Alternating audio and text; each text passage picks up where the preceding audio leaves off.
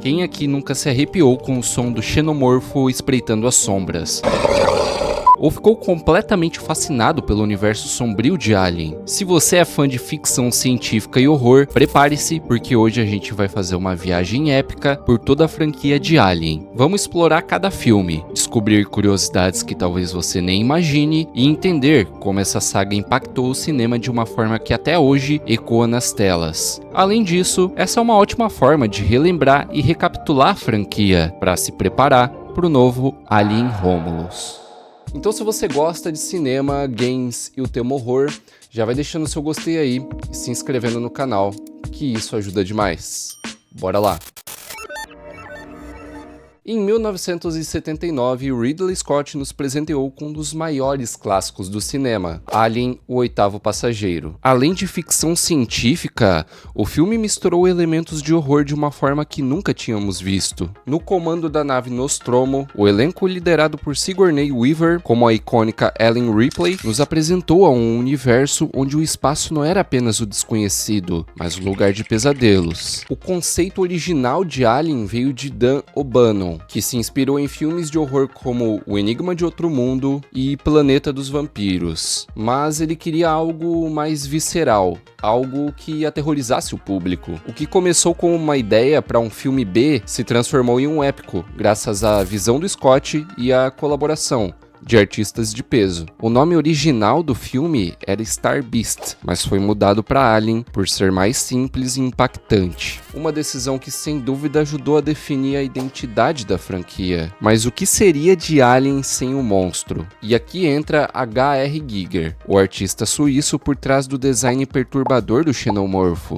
Inspirado por sua obra Necromon 4, Giger criou uma criatura que é a personificação do terror, uma fusão de elementos biomecânicos e orgânicos que não se parece com nada que o público já tinha visto. A primeira aparição completa do xenomorfo no filme é de só 4 minutos, mas cada segundo foi meticulosamente pensado. Desde a gosma que escorre pela mandíbula até a falta de olhos que aumenta a sensação de desconhecido e perigo. Aqui a palavra icônico começa a descrever o impacto desse design no cinema. E é claro, temos Ellen Ripley, interpretada por Sigourney Weaver. Curiosamente, a escolha de fazer de Ripley a protagonista surgiu quase por acaso. O roteiro original não especificava gênero para a maioria dos personagens, e foi a sugestão do produtor, Dave Giler, que transformou Ripley na protagonista feminina. Essa decisão não só ajudou a franquia a se destacar, mas também fez de Ripley uma das primeiras heroínas de ação, pavimentando o caminho para futuras protagonistas do cinema. Weaver foi uma escolha arriscada na época, já que não era uma atriz muito conhecida, mas seu desempenho sólido e a maneira como ela trouxe força e vulnerabilidade à personagem a tornaram uma das figuras mais reconhecíveis do cinema. O que diferencia a Alien é a atmosfera. A Nostromo, com seus corredores apertados e iluminação precária, é um lugar onde o medo permeia cada canto. Derek Van Lint, o diretor de fotografia, usou técnicas inovadoras de iluminação para criar sombras que aumentavam a tensão e o desconforto, enquanto Ridley Scott dirigia o elenco para manter um nível constante de paranoia. Essa atmosfera sufocante do filme vem de um efeito bem simples, mas eficaz. A gente está falando do uso de fumaça e vapor. Scott queria que a Nostromo parecesse um ambiente de trabalho real, um lugar onde as coisas podiam dar errado, e a fumaça ajudou a criar essa sensação de claustrofobia e deteriorização. O que esse cara tá fazendo, meu? O roteiro de Dan O'Bannon é um exemplo perfeito de como menos pode ser mais. Ao invés de carregar a história com diálogos expositivos, o filme permite que o ambiente e as ações dos personagens transmitam a maior parte da narrativa. É essa sutileza que torna o Alien tão poderoso.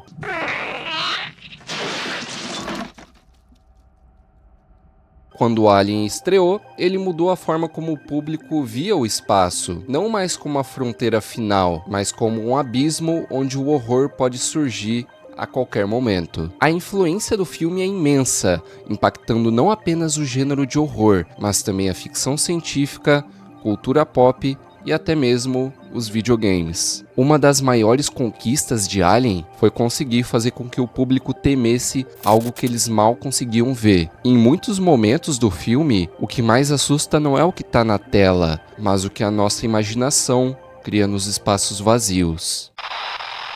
James Cameron assumiu a direção em 1986, trazendo um tom mais voltado para ação em Alien: O Resgate. Cameron ampliou o universo de Alien, introduzindo os marines coloniais e explorando o conceito de maternidade através do relacionamento entre Ripley e Newt. Após sobreviver ao terror na Nostromo, Ripley é resgatada depois de passar décadas em sono criogênico. Ela descobre que o planeta onde encontraram o primeiro alienígena agora abriga uma colônia humana. Quando a comunicação com a colônia é perdida, Ripley é recrutada para acompanhar um grupo de fuzileiros coloniais em uma missão de resgate. Lá eles descobrem que a colônia foi invadida por uma horda de xenomorfos, e uma batalha desesperada pela sobrevivência começa. A Sigourney Weaver recebeu uma indicação ao Oscar, um feito raro para um filme de ficção científica. O roteiro de Cameron equilibra a tensão e o desenvolvimento dos personagens, transformando Ripley em uma das heroínas mais icônicas do cinema.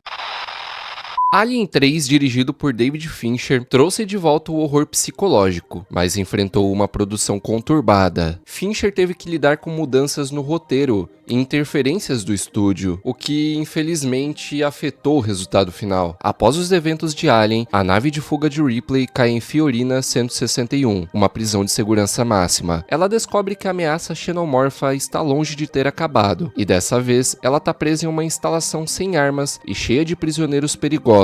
Para piorar, Ripley descobre que está carregando dentro de si a rainha dos xenomorfos, tornando sua luta pela sobrevivência ainda mais desesperadora. Uma curiosidade aqui é que esse foi o primeiro longa-metragem dirigido por Fincher, que mais tarde se tornaria um dos cineastas mais respeitados de Hollywood. A atmosfera claustrofóbica e opressiva desse filme é um retorno ao estilo do primeiro Alien, com um uso intenso de sombras e tons terrosos para criar um ambiente de desespero.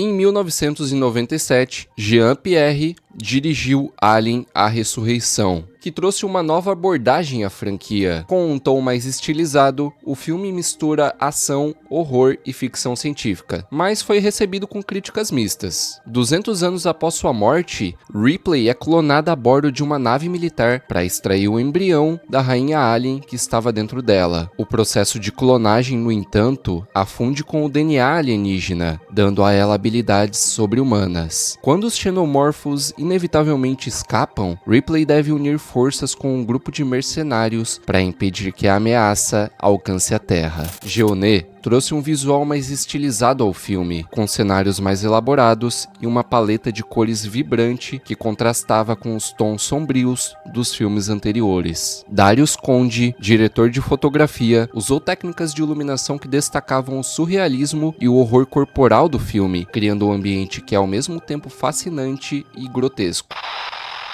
Ridley Scott retornou ao universo de Alien em 2012 com Prometheus, um prelúdio que explora as origens da humanidade e do xenomorfo. O filme apresenta uma narrativa mais filosófica e questiona a criação e a destruição. Em 2089, um grupo de cientistas e exploradores, liderados pela doutora Elizabeth Shaw e o androide David, embarca na nave Prometheus em busca das origens da humanidade. Eles chegam ao planeta LV-223, onde descobrem os restos de uma civilização alienígena que pode ter criado a vida na Terra, mas o que começa como uma jornada de descoberta, logo se transforma em um pesadelo de proporções épicas. O filme foi inicialmente planejado como uma prequela direta de Alien, mas o Scott decidiu expandir o universo com mais questões e menos respostas, o que gerou debates entre os fãs e críticos. A cinematografia de Prometheus, assinada por Dariusz Wolski, é espetacular, com paisagens vastas e deslumbrantes que contrastam com os horrores escondidos sobre a superfície. Em Alien Covenant, Scott continua a história iniciada em Prometheus, trazendo de volta o horror visceral dos primeiros filmes. Essa sequência aprofunda a mitologia dos xenomorfos. A bordo da nave colonizadora Covenant, uma tripulação segue em direção a um planeta remoto. Após uma tragédia, eles desviam para um mundo aparentemente paradisíaco, mas rapidamente descobrem que é um lugar mortal. Lá, eles encontram o androide David, o único sobrevivente da expedição Prometheus. À medida que a verdade sobre o planeta e seus habitantes é revelada, a tripulação enfrenta um novo terror e a ameaça definitiva dos xenomorfos. O filme explora a origem dos xenomorfos de forma mais explícita, ligando diretamente a criação deles ao androide David, em um ato de criação perversa. A cinematografia de Alien Covenant, também assinada por Dariusz Wolski, é sombria e atmosférica, capturando a beleza e o perigo do planeta desconhecido. Pessoal, quero saber qual dos filmes da franquia você mais gosta. Deixa aí nos comentários pra gente trocar uma ideia. Não se esquece de se inscrever no canal, deixar um gostei e ativar o sininho para saber quando tem vídeo novo. Isso vai ajudar demais aí o crescimento do canal. Eu tô numa meta aí de chegar aos 300 inscritos, então o seu apoio aí vai me ajudar muito mesmo, a eu continuar trazendo conteúdos de qualidade. Fiquem bem e até mais.